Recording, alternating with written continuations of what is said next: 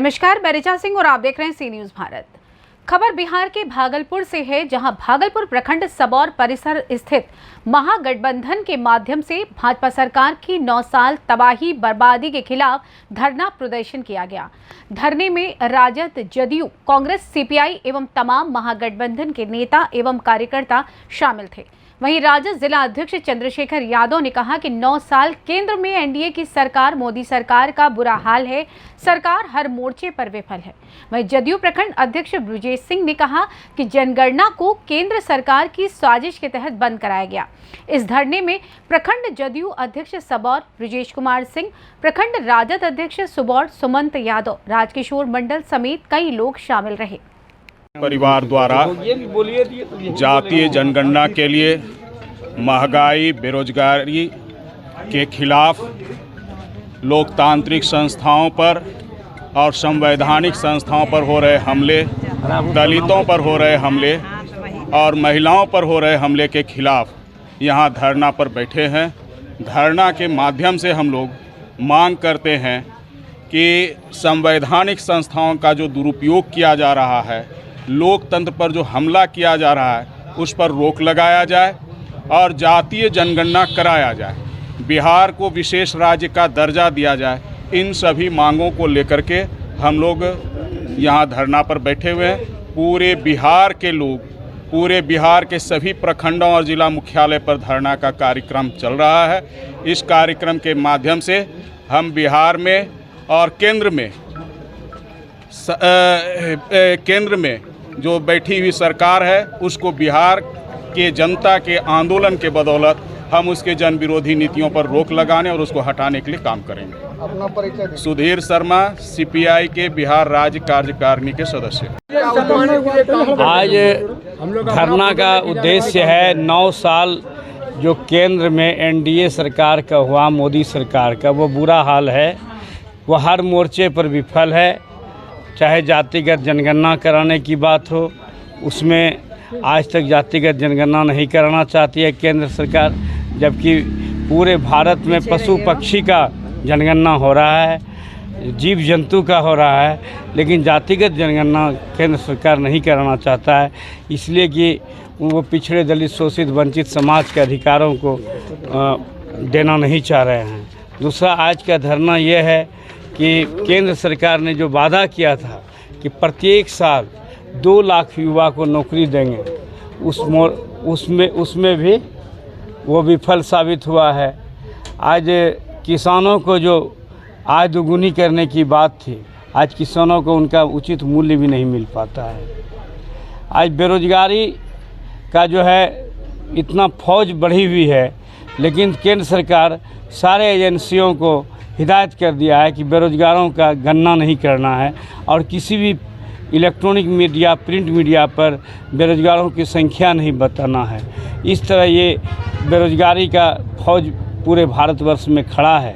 आज सेना में आपने देखा कि किस तरह 20 साल तक की नौकरी को घटा के 4 साल तक कर दिया, अग्निवीर कर दिया।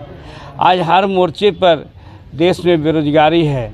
लोगों को आज हमारे किसान जो है लगातार 6 महीना तक आंदोलित रहे, उससे किया गया जो वादा था उसको पूरा नहीं कर रहा है। वो घोषित भीख मांगने की आदत डाल रहा है।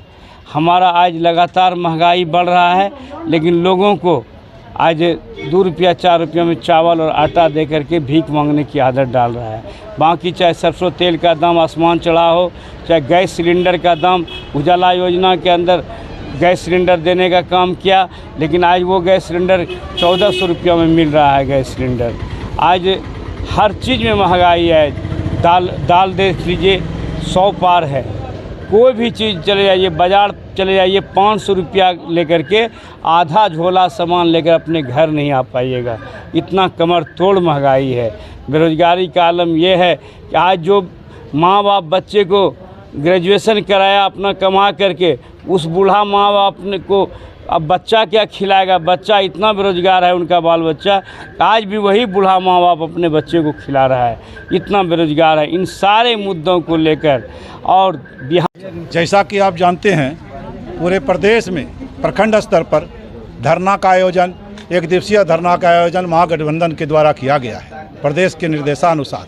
इसमें सबसे पहले जनगणना जो कि जाति आधारित गणना था वह पूरा नहीं किया गया। उनके केंद्र सरकार के साजिश के तहत इसको बंद कराया गया कोर्ट के द्वारा। इसको होना चाहिए।